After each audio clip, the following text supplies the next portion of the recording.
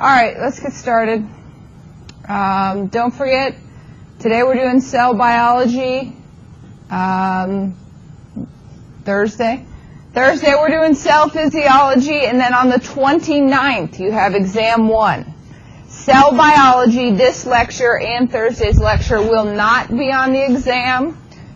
Exam 1 goes from your very first lecture, and don't forget that little bit we had in lab that day talking about the microscope, because I will ask you about total magnification and things of that nature on your exam, all the way to chemistry 2.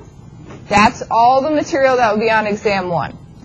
Exam 2 information starts today, so you will not be tested over today's lecture until exam 2. Okay? Okay, getting into cell biology.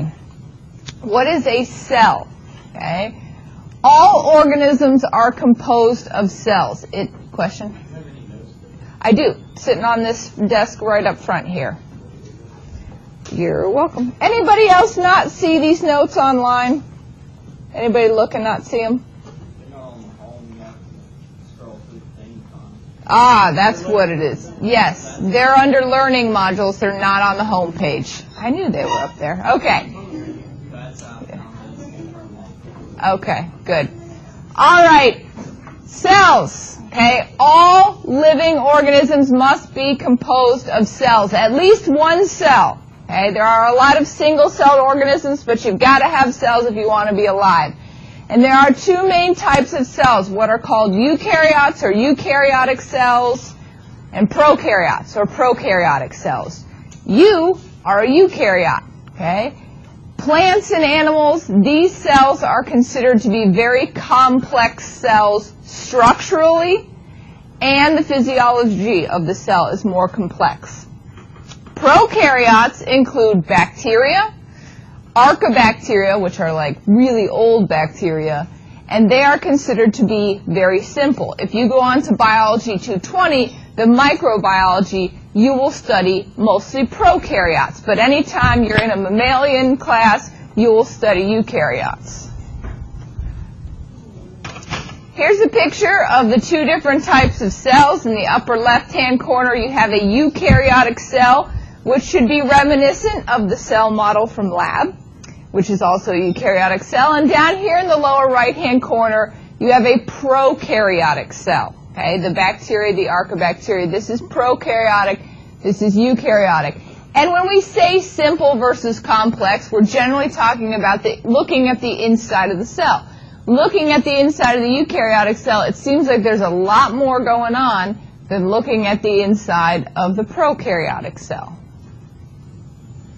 General characteristics of cells, whether they are eukaryotic or prokaryotic. Okay, this slide is covering both types of cells. The genetic material in a eukaryotic cell and a prokaryotic cell is the same. It's DNA. It doesn't matter if it's you, if it's a plant, if it's another animal, if it's a bacteria, does not matter. They all carry DNA. Okay? How they carry it might be a little bit different. Where's your DNA inside the cell? What structure houses your DNA? The nucleus. The nucleus of your cell houses the DNA. In prokaryotes, it just kind of hangs out. It's not really contained in an area. The cytoplasm is almost identical in a eukaryotic versus a prokaryotic cell. Mostly water, very gelatinous, with some nutrients, some electrolytes in it. That's the cytoplasm.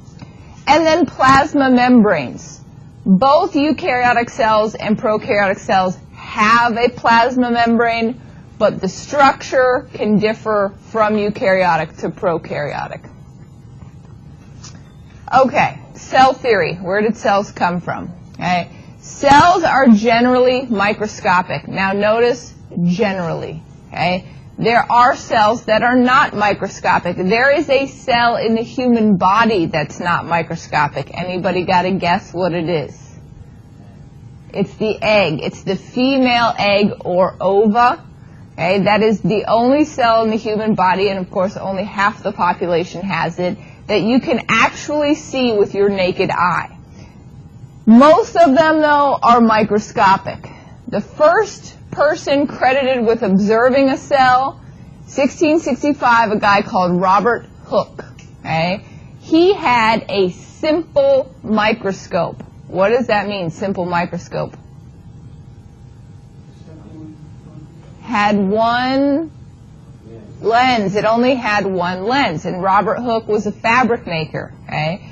And if you've ever bought sheets, you know that you can buy 400 thread count sheets, 500, 600, 1,000 thread count sheets. Fabric makers are very concerned with thread count, and they have to have a magnifying glass to check thread count. One day, instead of looking at fabric, he saw a drop of rainwater, put it under his magnifying glass, and saw a bunch of stuff swimming around. He happened to write it down, okay? Could have been 100 people who saw this before he did, but if they don't write it down, they don't document it, turn it over to the scientific academies that governed at the time, you don't get credit, okay? He wrote it down, he documented it, turned it over to the proper authorities, and he gets credit for it. So Robert Hooke gets credit for first observing cells. Yes. Throughout the centuries, okay, several statements were developed, and they might seem like totally common sense, duh, theories to us now, but they weren't as they were being developed. So all organisms are composed of one or more cells. You have to have at least one cell. Viruses are not considered to be alive. They are argued over. So we can't go into what a virus is, what a virus holds, if a virus is made of cells. They don't count. All living organisms that are not fought over, that we all agree that are alive, have at least one cell. Cells are the smallest living things. Again, viruses are way smaller than bacteria, but we don't consider them to be alive. So the smallest living organism has to have, again, at least one cell.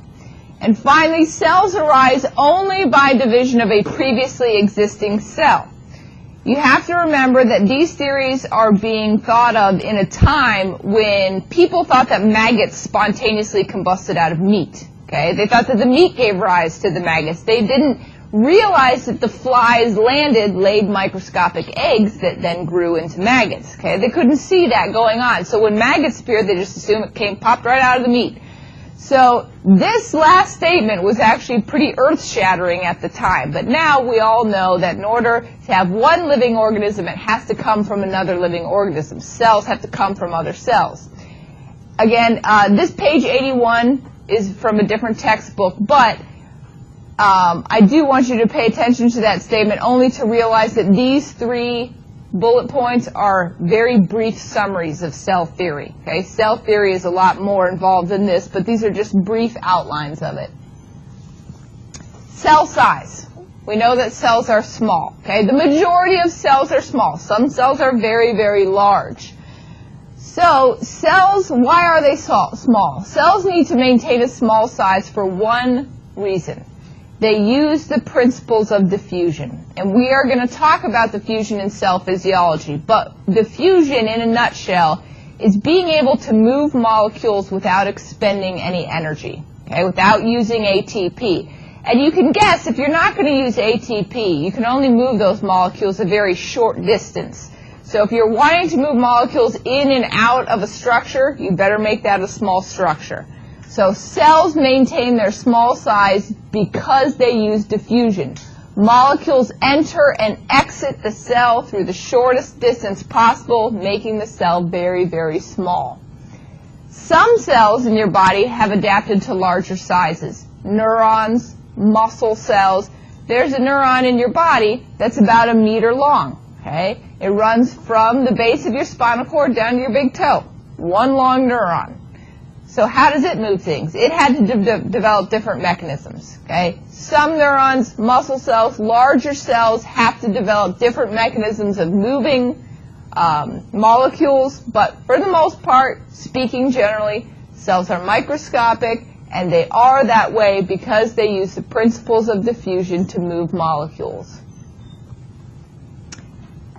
Visualizing cells. So this is just a slide to kind of let you know that the way that we look at cells in lab with the light microscope is not the only way we have of visualizing a cell. Cells can be visualized with several different types of microscopes. Okay, you used what kind of microscope? compound light microscope. A binocular compound light microscope is what you guys use in lab. And when you saw white light, it meant what? There was something there or nothing there? There's nothing there. And then when you saw something, it was colored, it was pink, it was purple, red, blue, it had some color to it. That's light microscopy. Some of the other types that are sitting here, here's this top right-hand corner here, that's light microscopy. We have types of microscopy that involve shooting electrons and having them bounce off objects so we can see the surface. That's scanning electron microscopy here. We have stuff where we can put electrons through objects and see the inside. That's transmission electron microscopy. We have fluorescence microscopy down here at the bottom, where I can take molecules that are labeled with fluorescent dye and I can say, I want the DNA to be blue, and I want the spindles to be green, and I want the cytoplasm to be pink. Okay, I can aim the molecules at specific structures in the cell, and then when they light up, I can see the presence of that structure. One of the newer types of microscopy is called confocal, and confocal is not unlike an MRI. It takes slice images, and then a computer will reassemble them and show you a three-dimensional representation of the cell. And confocal microscopy, right now, UAB would be one of the only places that has a confocal microscope in the area. So, again, lots of stains, lots of different ways to manipulate cells and to get a good look at them. All right, eukaryotic cells. We're mammals. This is human physiology, so we will be talking mostly about eukaryotic cells. Much more complex than prokaryotic cells. And again, when we talk about complex, we're talking about just taking a look at the inside of the cell. This looks much more complex than what's going on inside a prokaryotic cell. Second bullet point on this slide, very important. It's a test question on every test that I write about this subject. What's the main difference between prokaryotes and eukaryotes? Okay? The main difference between prokaryotes and eukaryotes is the presence of membrane-bound organelles. Eukaryotes have membrane-bound organelles. Prokaryotes do not. That is the number one difference between the two cell types. Okay? And again, if you remember back to the hierarchy, if we take a step back, we're coming up the level here. We did atoms, molecules, we did macromolecules at the end of chemistry 2. Now we're talking about organelles, and then we're going to go cells, and then we've seen tissues, and we'll jump into organ systems. So we're talking about some organelles now. So name me some organelles. Mitochondria, Golgi apparatus. You guys better know these because they are on your lab exam. Endoplasmic reticulum. You guys are missing a big one right in the middle of the cell. Nucleus. These are all organelles. Each one of the structures you've named has, in a eukaryotic cell, has a membrane around it, separating it from the rest of the cell. Inside the cell then becomes compartmentalized, like a 12-room house. Okay? You have, in a big house with rooms, you have a kitchen, a bathroom, a dining room, bedrooms. There are walls, okay, and in the walls there are doors. Different rooms can talk to each other, but for the most part they're sealed off. A prokaryotic cell would be like a studio apartment, okay? Same stuff is there, bedroom, kitchen, living room, dining room, but it's not separated. It's all one big open space, okay? Inside the eukaryotic cell, we'll talk about individual organelles here. The largest and most easily seen organelle is the nucleus, and we said that when we talked about histology. It stains incredibly dark because of all the DNA. The DNA picks up the dye, and so when we look at it under a microscope, we see this very dark staining nucleus. Generally, it's central to the cell, found in the middle, okay? And we also know that within the nucleus there can sometimes be a darker staining region called the nucleolus. Okay, here's what the nucleolus is. It's what is called ribosomal RNA, or abbreviated little r, which is ribosomal RNA. Now, when we talked about chemistry and we were talking about nucleic acids, I said whenever you see the word RNA, there better be another word that pops into your brain next. What is it? Protein. Whenever you see the word RNA, the very next word that better pop in your head is protein. We need RNA to make protein. How important is protein to a cell? A little bit important or a lot important? It's really important, okay? Protein is very important to the cell. Because protein is so important to the cell, your cells keep a constant stockpile of ribosomal RNA. Where did we see ribosomes? Anybody remember? This is kind of obscure. We didn't talk directly about it.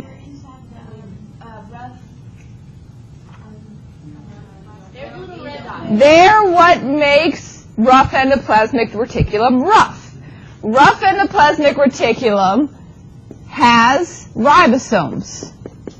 Smooth endoplasmic reticulum does not. Okay? We're going to talk just a little bit more about this in a few slides, but essentially a ribosome makes proteins. You cannot make protein without ribosomes. So as important as protein is to the cell, that's just as important. Ribosomes are just as important. Okay? So every cell keeps a stockpile of ribosomal RNA, the instructions for making ribosomes, because unfortunately ribosomes are also proteins, so they come from RNA. So the cell keeps ribosomal instructions on hand because it always needs ribosomes, because it always needs protein. So that is what the nucleolus is. The nucleus is DNA, but that darker staining region within the nucleus, the nucleolus, is ribosomal RNA, a stockpile of ribosomal RNA so that at any minute we can make ribosomes, and if we have ribosomes, we can make protein. Okay, the DNA of eukaryotes is packaged into chromosomes, and that's what we're used to talking about when we talk about DNA. We talk about chromosomes. How many chromosomes do each one of us have?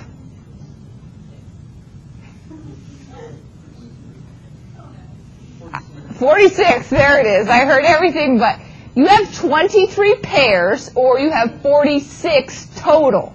You have 23 from mom and 23 from dad. That's what gives you your 46, okay? But chromosomes, as we're used to talking about them, only appear inside of a cell during periods of division, okay? If the cell is going to divide, if one cell is going to become two, that's the only time you will ever see chromosomes.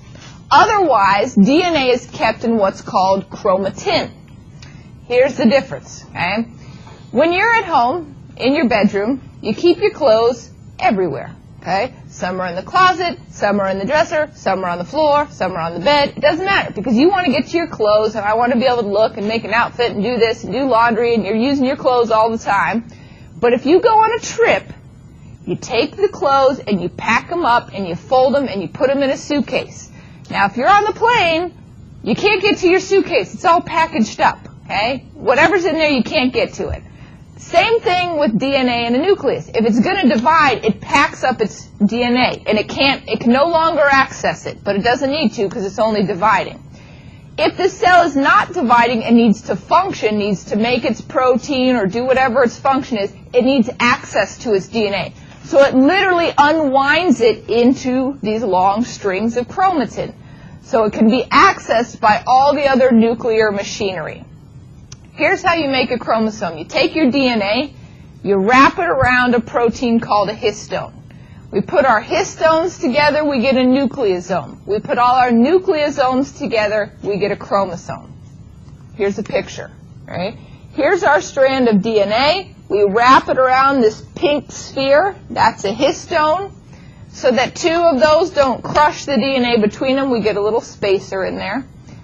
The DNA wrapped around the histone with its spacer is a nucleosome. We take all our nucleosomes, we pack them together, and that gives us part of what we recognize as a chromosome. Again, as long as that DNA is in chromosomal form, we can't get to it. We can't see the instructions, we can't make proteins, we can't do anything. It has to be unwound in the form of chromatin for the cell to function. Okay, next organelle, endoplasmic reticulum.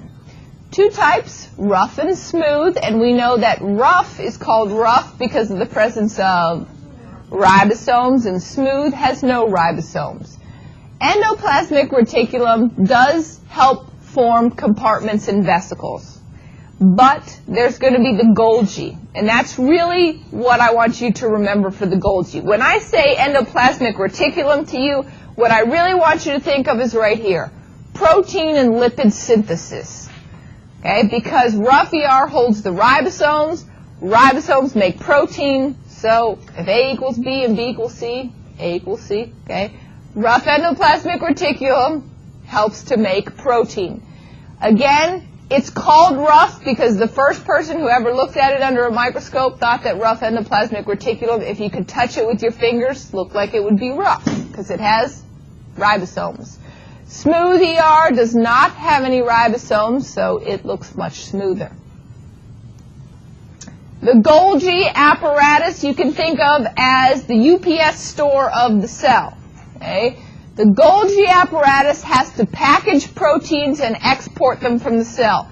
If the cell wants to get rid of anything, it must first send it to the Golgi, where it must be packaged properly, and then it can be released from the cell. So that's how the Golgi gets to be the post office or the UPS store, or whatever you want to call it. If something wants to leave the cell, it has to go to the Golgi, it has to be packaged, and then it can leave the cell. You would assume that anything that's glandular is abundant, has abundant Golgi, okay, and Golgi apparatus. Why? What's a gland doing? What's your salivary gland do? Secretes what? Where do you think the saliva starts? On a very small, tiny cellular level. Where does that saliva start? It starts inside of a cell at one point. And to get outside of a cell, it has to go through the Golgi. Okay? So any glandular tissue that has a secretion is getting rid, the cells in glandular tissue are getting rid of something. In order to do that, they have to package it in a Golgi. So in glandular tissue, we would expect to see a lot of Golgi tissue, or a lot of Golgi structures. And here's an artist's rendering. Here's the real thing, okay, on a transmission electron micrograph. Okay, how do all of these things work together? Now I'm going to test your knowledge of our chemistry lectures again. So let me erase this.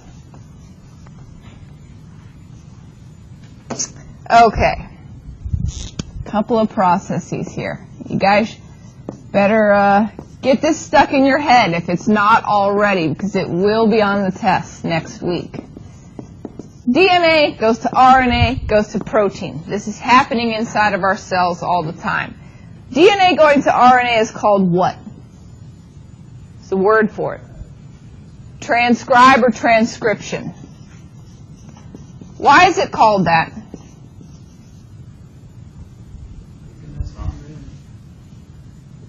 Because in terms of languages, what are we doing from DNA to RNA? Same language or different language? It's the same language. DNA going to RNA, same language. English to English, okay? RNA going to protein is translation because, why is it called translation? And the meaning of translation is to go from one language to another language. What is the monomer of DNA and RNA? The smallest building block of DNA and RNA, what's it called? Too small. Nope. Nucleotides. These are nucleotides. And what is the monomer of protein?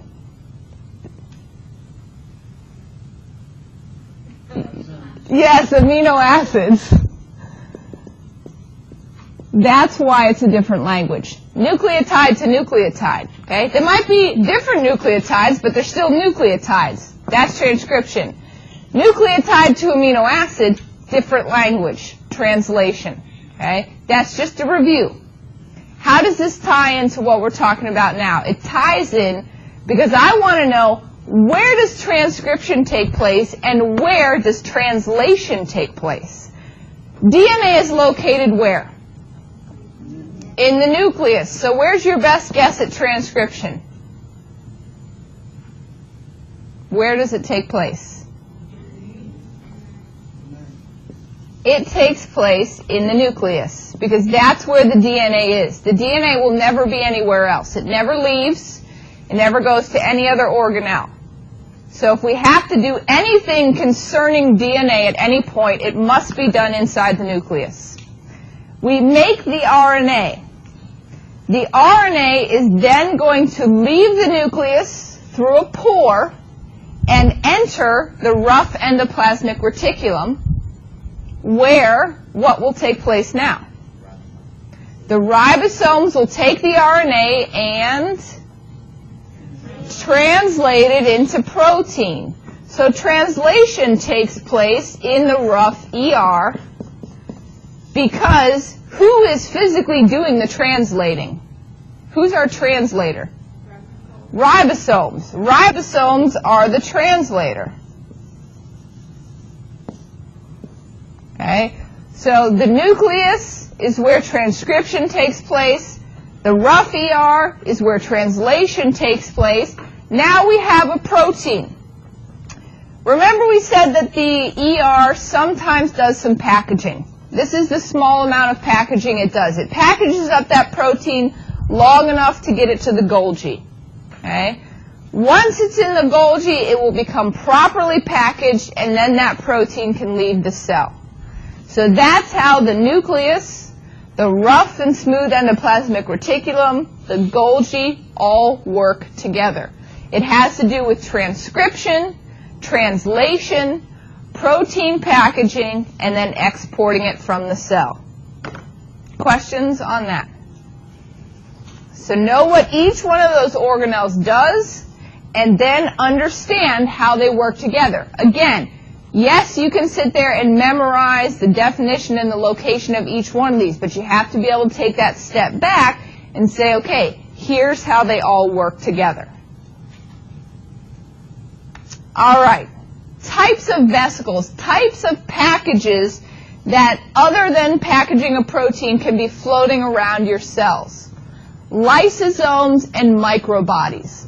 Lysosomes can be considered a type of janitor of the cell. They're cleaning up debris, used up dead particles, anything worn out proteins. Cells make a mess. They make just as much junk as anybody else, and it has to be cleaned up. It's a waste product. You can never allow waste to build up inside of any level of a living organism, even on this cellular level. So you have lysosomes that go around the cell and clean it up. Microbodies are another type of package floating around your cell. Inside of a microbody, there are enzymes, and they are very caustic enzymes, which means the reason that they're packaged up is because if they were allowed to float around the cell, they would start digesting and breaking the cell down. Therefore, cellular metabolism. So we want them to digest and break things down, but we need to be careful. They have to be handled by the mitochondria, which are responsible for cellular metabolism, so that they don't damage anything else. So when they're being transported from one place to the next in the cell, they're packaged, and then once they get to the mitochondria can then unpackage and handle them without doing any damage. Okay, here's a little bit more about ribosomes. We've talked a lot about them, so this should all be familiar. Nothing new here. Ribosomes, again, responsible for protein synthesis. When you see the word ribosome, you should immediately think protein synthesis. DNA going to RNA is transcription. Where does that take place? In the nucleus. RNA going to protein is translation. Where does that take place? The rough ER, because that's where the ribosomes are. RNA going to protein only happens because of ribosomes. RNA, again, is a transient molecule. It is only present when you need to make a protein. If, theoretically, because they don't exist, if you had a cell that did not need to ever make a protein, it would never have RNA in it. Okay? RNA is only present when you need a protein. It's translated into a protein, and then it's broken down, and the RNA is thrown away. Okay? You never keep RNA after you make it. You always break it down. Ribosomes read the RNA, and they manufacture the protein. That's it. That's the end of their job. They just read 3 nucleotides, figure out which amino acid it goes to, and they start linking amino acids together. They don't care about how it's folded, how it's packaged, how it's processed after that. That's not their job. Ribosomes only manufacture the protein. Ribosomes, again, unfortunately, are proteins themselves. Okay? They make protein, but they are a protein. So, when the cell needs to make a large amount of protein, it must have a large amount of ribosomes. It keeps the instructions for making ribosomes on hand. The RNA that codes for ribosomal proteins is ribosomal RNA, rRNA. Little r, ribosomal, then RNA. It keeps those instructions handy inside the nucleus, which produces that dark spot, the nucleolus. So the majority of the nucleus is what? What molecule? DNA. And then there's a darker staining region, which is what type of molecule? What type of RNA? rRNA. There are many kinds of RNA. There's mRNA, which is messenger RNA. There's tRNA, transfer RNA. So you have to be specific and say it is rRNA, ribosomal RNA. Why is there ribosomal RNA in the nucleolus? Carry the code for making what kind of protein specifically? Ribosomes. And ribosomes are important because they make protein. Good. Is there not just RNA in there? There has to be rRNA? All RNA is specified with a little letter. There's not just ever going to just be generically RNA out there. It's always going to be a certain type of RNA. Ribosomal RNA is only for ribosomes. The majority of RNA that you're thinking of that you just want to kind of call generic RNA is called mRNA, messenger RNA. So, but that's the only thing in that dark spot. It's only ribosomal RNA. That's the only kind that's there. Here's a picture of a ribosome. It has 2 parts, a large subunit and a small subunit. And the RNA literally runs in between those 2 units. It's fed through. Again, we're reading those 3 bases at a time, which correspond to an amino acid. Those amino acids are taken, hooked together, and we have a protein. Mitochondria, okay, another cellular organelle, have 2 membranes. Every other organelle we've talked about 1 membrane, because the difference between a eukaryote and a prokaryote is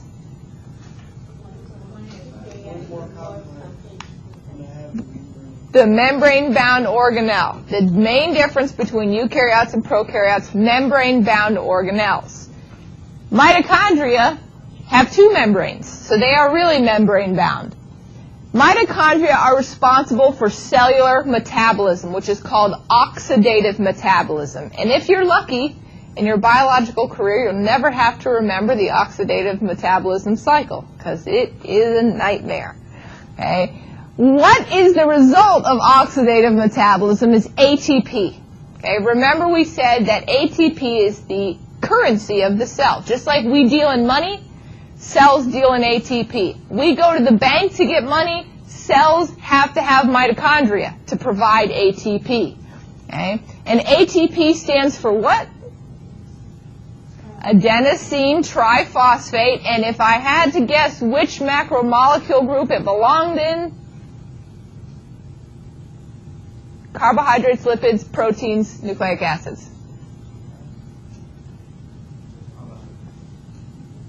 Adenosine sounds a lot like adenine, and adenine was